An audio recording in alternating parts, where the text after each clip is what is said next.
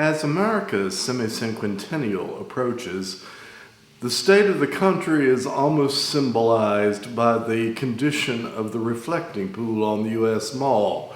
If you've seen pictures of that with algae blooming and paint peeling, you could see that things are not all that well.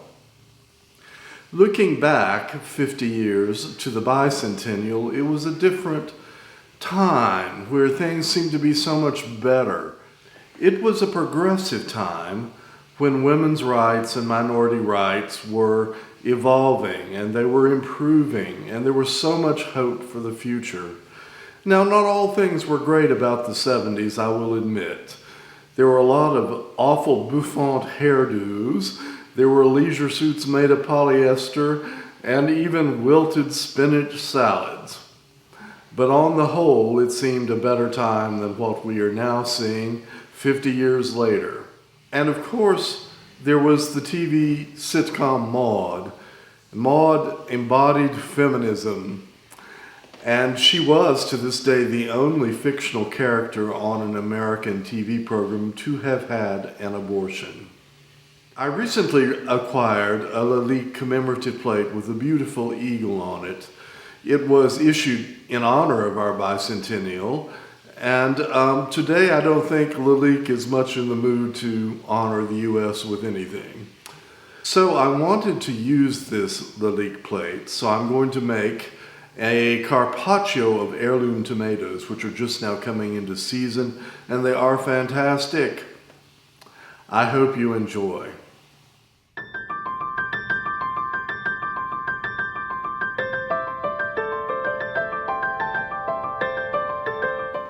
Since this is rather a minimalist dish, I thought a nice garnish would be very effective.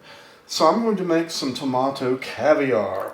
That begins with 3/4 of a cup of tomato juice and about a teaspoon of agar-agar, which is a seaweed, it's a gelatin derived from seaweed. So we bring that to a boil. After you've let it cool for 5 minutes, you then take a cup of really cold oil that has been in the freezer for 2 hours. So the secret is cold oil and hot tomato juice, and then you just drip it in,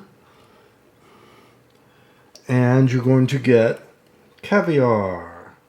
Let's see if you can see what's happened. There it is. Here are 2 tomatoes that I've just dipped in boiling water, and let's look at this beautiful one here.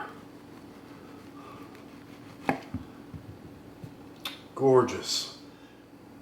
As you can see, I've cut this into a brunoise now, and for seasoning I keep it simple. Just a touch of sea salt, some top quality Banyuls vinegar, and olive oil.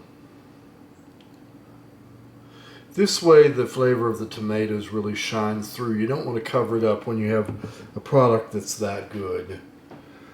So this is stirred all up, and then we will just plate it. So here it is. Let's take the mold off carefully. And I have a little bit of a tomato that I saved to put there, and perhaps just a little barrage flour. So we have a little bit of red, white, and blue anyway. Well, we have yellow, red, and blue, but it's still gorgeous, even if it's not totally patriotic.